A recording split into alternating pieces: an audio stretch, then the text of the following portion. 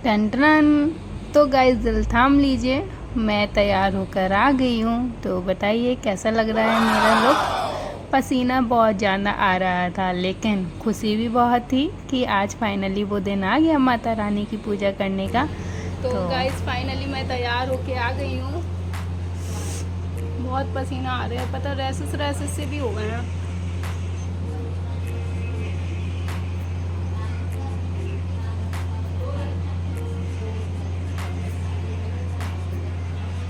कैसा लग रहा है लुक।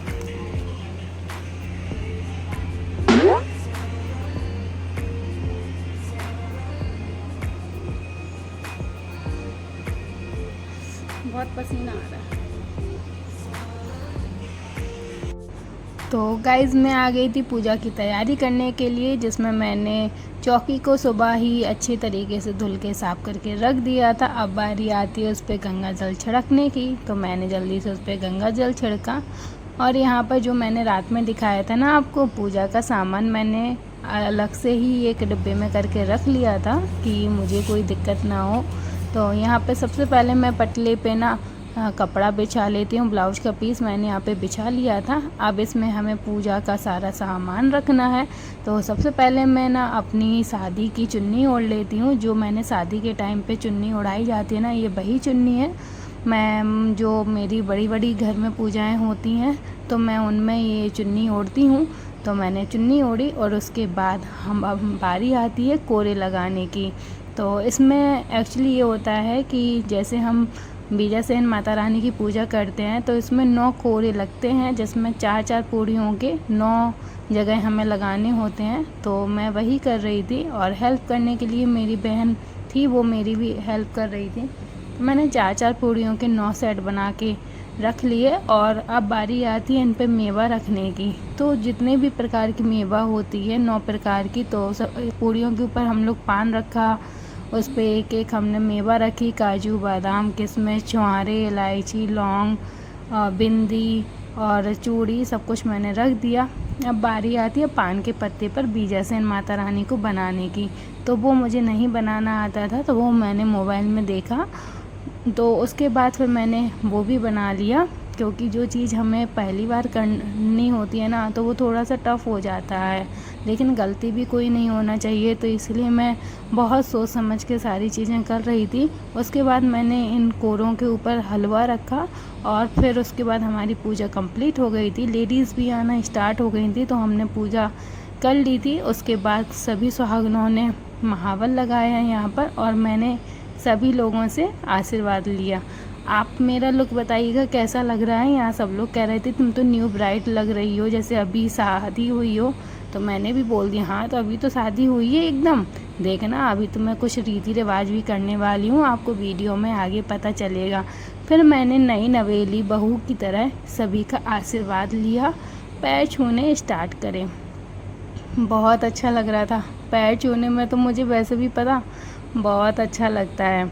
तो मैंने बारी बारी सबके पैर छुए और सबका आशीर्वाद लिया। मैं आपको बता दूं, मेरी तो इच्छा थी कि मैं शादी के टाइम का लहंगा पहनूं, लेकिन मुझे लगा कि वो कुछ ज़्यादा ही हो जाएगा, इसलिए मैंने शिवम जी द्वारा गिफ्टेड साड़ी ही पहनी। उसके बाद बारी आई खाना खिलाने की सुहागिनों को।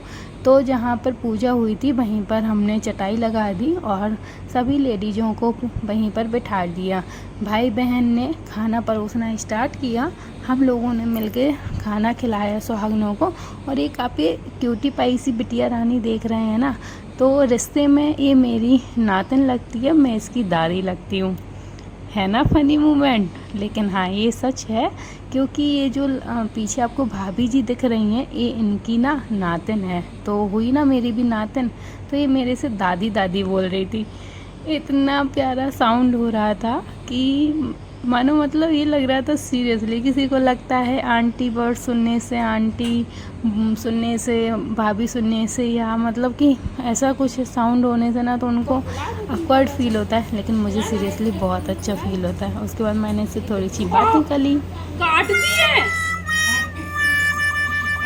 हाँ दिखा ना, दिखा ई करो, ई करो, ई करो, ई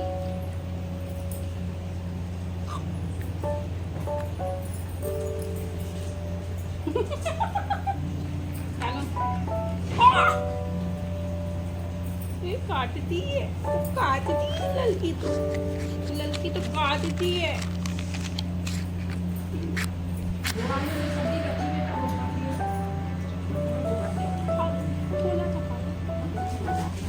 इसके बाद खाना हो चुका था और ये मोहल्ले की आंटी लोग थी, तो ये लोग खाना खा के जा रही थी। और ये सब लोग आप देख रहे हैं ना, ये हमारे पुराने घर पे यानी कि गोविंद चौराहे की भाभियाँ थी। तो इनको तो मैंने अभी बिठा रखा था और इन लोगों को भी मैंने कोरा दिया, प्रसाद दिया और पैर छू रही थी। तो मुझे याद नहीं रहा, मैं बहू के पैर छूने लगी। ये रिश्ते में मेरी बहू है। तो फिर सबने बताया कि ये बहू है, तुम सास हो इसकी। तो मैंने कहा ठीक है कोई बात नहीं, लेकिन सुहागिन है तो अभी तो आज तो फ़र्ज है हमारा पैर छूने का। फिर आशीर्वाद लिया मैंने सबका, लेकिन मेरा मन नहीं माना, तो मैं फिर से इस क्यूटी पाई को खिलाने में लग गई। और फिर उसके बाद क्यूटी पाई से मतलब ये लग रहा था बस खेलती रहो खिलाती रहो।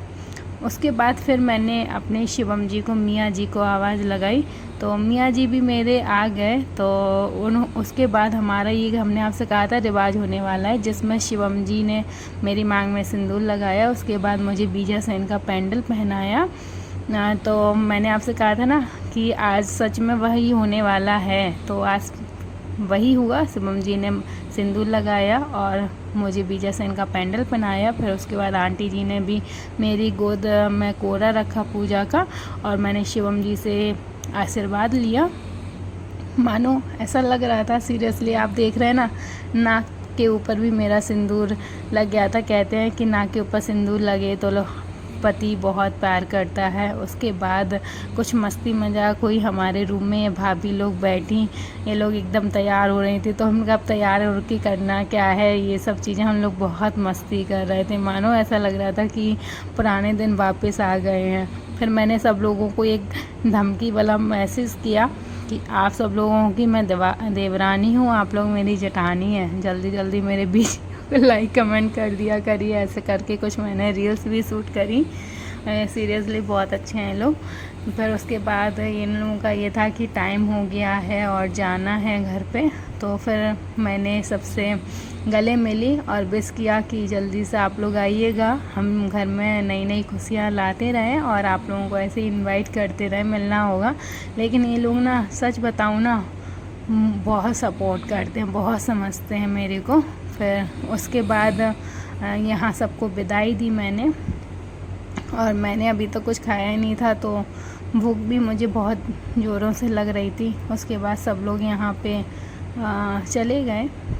सीरियसली मन तो नहीं हो रहा था इन लोगों को भेजने का, लेकिन इन लोगों को अपने घर भी जाना था। तो उम्मीद है माता रानी अगली बार कुछ अच्छा करवाएंगी तो फिर हम इन लोगों को बुलाएंगे। और अगर आप लोगों को ब्लॉग अच्छा लगा हो तो कमेंट में जय माता दी ज़रूर लिखिएगा, और किस किस के यहाँ माता रानी की पूजा होती है वो भी हमें कमेंट में बताइएगा। मिलते हैं न्यू ब्लॉग में।